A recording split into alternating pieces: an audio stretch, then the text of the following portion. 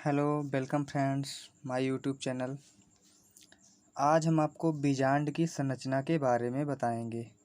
ये बीजांड क्या होता है? एक ओव्यूल होता है जो कि सभी आवृतबीजी पौधों में ये अंडाशय के अंदर पाया जाता है।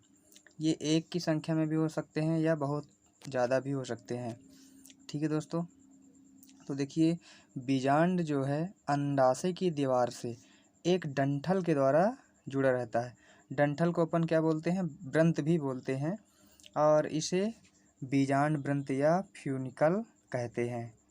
ठीक है फ्रेंड्स, बीजांड व्रंत जिस स्थान पर बीजांड के शरीर से जुड़ा रहता है वह स्थान नाभिका या हाइलम कहलाता है। तो यहाँ पास ये हाइलम या नाभिका प्रदर्शित है। यहाँ से ये बीजांड का जो पूरा शरीर है ये जो है इसके डंठल से जुड़ा रहता है। ठीक है दोस्त, ओके। अब आगे बीजांड का मुख्य भाग न्यूक्लियस या बीजांड काय कहलाता है। मतलब यहाँ पे बहुत सारी कोशिकाएं जो दिख रही हैं ये भ्रूण कोश के चारों ओर, ये बीजांड काय या न्यूक्लियस कहलाएंगी क्योंकि ये बीजांड का मुख्य शरीर होता है। ठीक है दोस्तों, यह भाग पतली भित्ति वाली कोशिकाओं से निर्मित होता है। यानी कि न्यूक्लियस की जो कोशिकाएं होती हैं पतली भित्ति वाली कोशिकाओं से मिलके बनी होती हैं। बीजांड एक द्विस्तरीय अध्यावरण यानी कि इंटेग्यूमेंट से ढका रहता है। अध्यावरण दो हो सकते हैं और लेकिन कुछ पौधों में जो बीजांड पाए जाते हैं उनमें केवल एक ही अध्यावरण होता है। तो ये अध्यावरण जो है बीजांड काय को पूरी तरह से नहीं ढकते हैं। क्या बोला गया? बीजांड काय को पूरी तरह से नहीं ढकते हैं, अर्थात एक जगह खुला रह जाता है। तो इस खुले हुए भाग को अपन क्या कहते हैं? माइक्रोपाइल बोलते हैं। माइक्रोपाइल का मतलब होता है क्या दोस्तों? बीजांड द्वार। माइक्रोपाइल या बीजांड द्वार। ठीक है दोस्तों, इस स्थान को बीजांड द्वार कहेंगे। अब बीजांड काय का जो आधारी भाग होता है वो चैलेजा कहलाता है। बीजांड काय का आधारी भाग क्या कहलाएगा? चैलेजा कहलाएगा। चैलेजा कहाँ पास है चित्र में? ये फ्रेंड्स सबसे ऊपर हिस्सा कहलाता है, यानी बीजांड का यही आधारी हिस्सा कहलाता है, तो ये चैलेजा कहलाता है। ठीक है फ्रेंड्स, और यहीं से अध्यावरण निकलते हैं।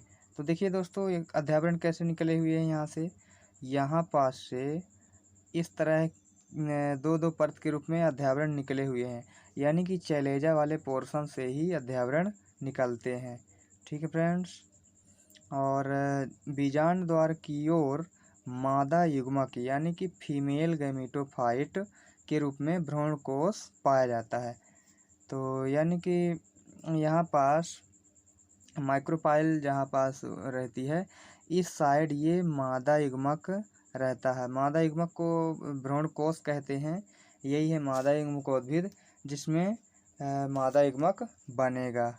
ठीक है दोस्तों, तो ये भ्रूण कोश को इम्ब्रियो से भी बोला जाता है।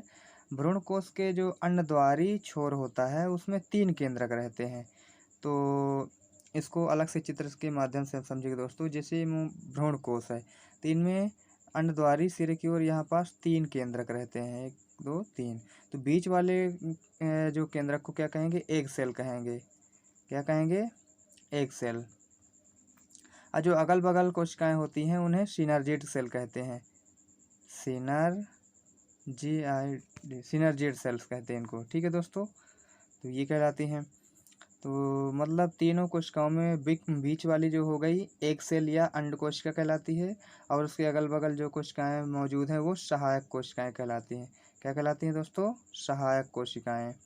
और निभागी छोर यानी चैलेजल एंड पर भ्रूण कोश में 3 प्रमुख कोशिकाएं पाई जाती हैं। यानी कि जो चैलेजल एंड है ऊपर साइड यहाँ पे 3 कोशिकाएं रहती हैं। इन्हीं को क्या कहते हैं? प्रतिमुख या एंटीपोडल सेल कहते हैं। एंटीपोडल सेल्स कहते हैं।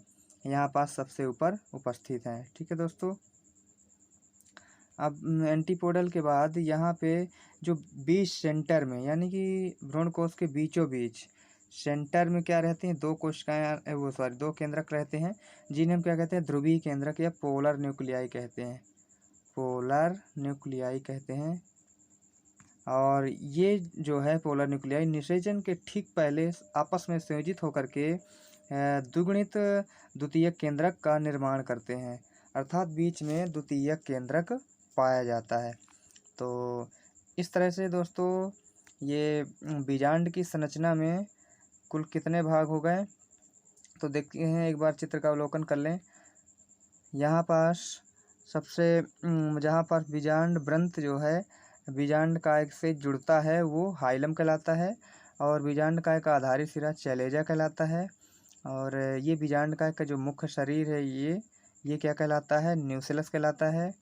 और न्यूसेलस के अंदर बीजांड के मतलब सबसे बीचों बीच ये भ्रूण कोश स्थित रहता है, जो कि 7 कोश की रहता है, 7 सेल्ड और 8 न्यूक्लियस वाला होता है, 8 न्यूक्लिएट और 7 सेल्ड होता है। और इसके चारों ओर जो ढकने वाले परत होते हैं उनको हम क्या कहते हैं, इंटेगुमेंट या अध्यावरण कहते हैं। ये पूरे आवरण को नहीं ढकते हैं, पूरे बीजांडकाय को। जहाँ पे खुला रह जाता है उसे क्या बोलते हैं, माइक्रोपाइल या बीजांड द्वार बोलते हैं। और यहाँ पास ये डंठल नुमा रचना जो होती है फ्यूनिकुलस कहलाती है। तो इस तरह से आशा करता हूँ दोस्तों आपको ये मेरा वीडियो पसंद आया होगा। अगर वीडियो पसंद आए तो आप मेरे चैनल को सब्सक्राइब कीजिए और वीडियो को लाइक कीजिए, और अपनी राय कमेंट बॉक्स में ज़रूर दें, ये कैसा लगा आपको वीडियो। आपको मेरा बहुत बहुत धन्यवाद वीडियो देखने के लिए।